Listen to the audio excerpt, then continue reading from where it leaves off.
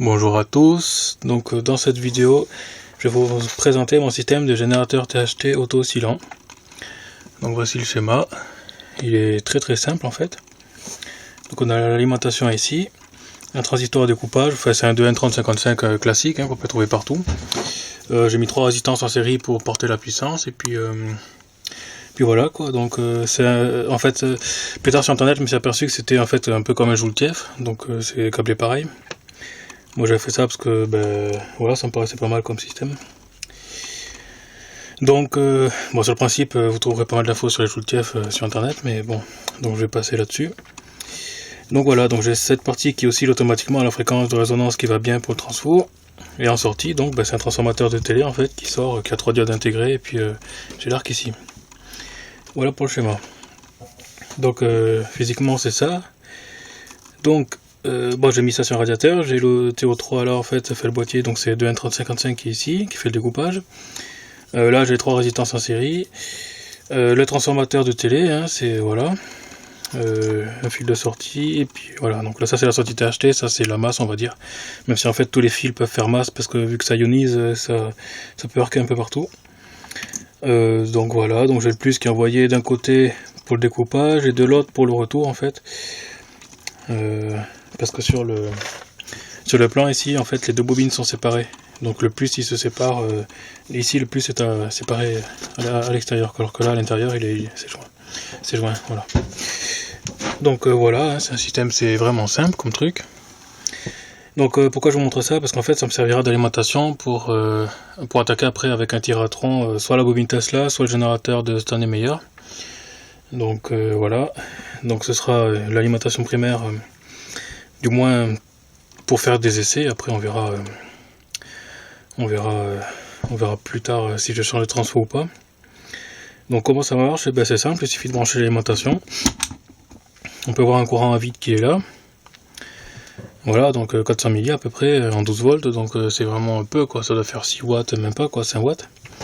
Et ensuite on prend les fils et puis on peut les rapprocher pour un petit arc, voilà. Je sais pas si on voit bien en fait parce que c'est pas génial. En fait il n'y a que 5 watts de consommation, mais on peut quand même monter, ça peut quand même aller pas mal à cramer le fil. Donc si ça brûle, ça brûle la gaine, donc quand même il n'y a pas mal de puissance dedans. Voilà, on voit qu'on peut cramer en fait le fil.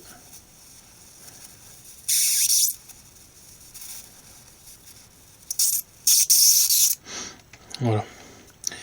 Donc il y a quand même de la puissance là-dedans.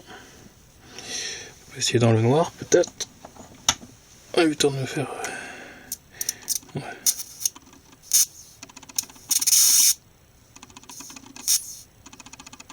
Mon problème c'est que je vois rien, donc forcément.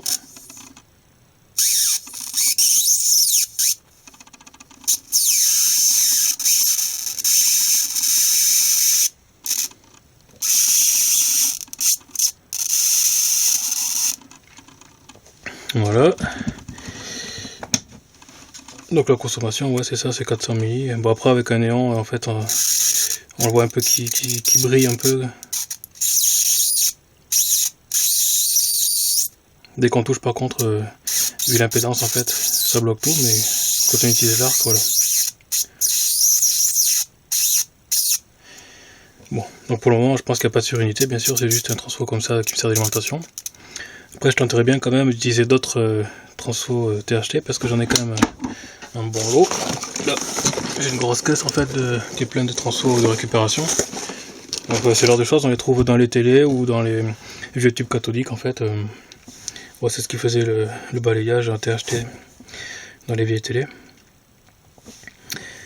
Donc voilà, donc c'est le petit truc THT.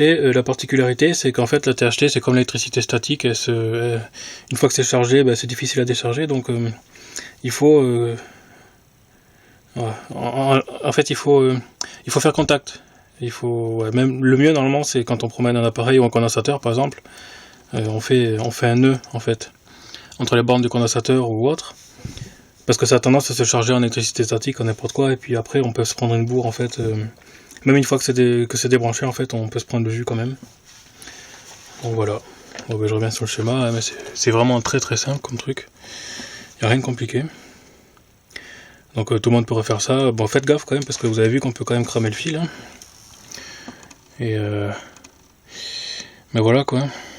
Donc il y a quand même un peu de puissance dedans, même si je pense pas qu'on meurt en touchant. Il y a quand même du potentiel là-dedans. Voilà, à plus.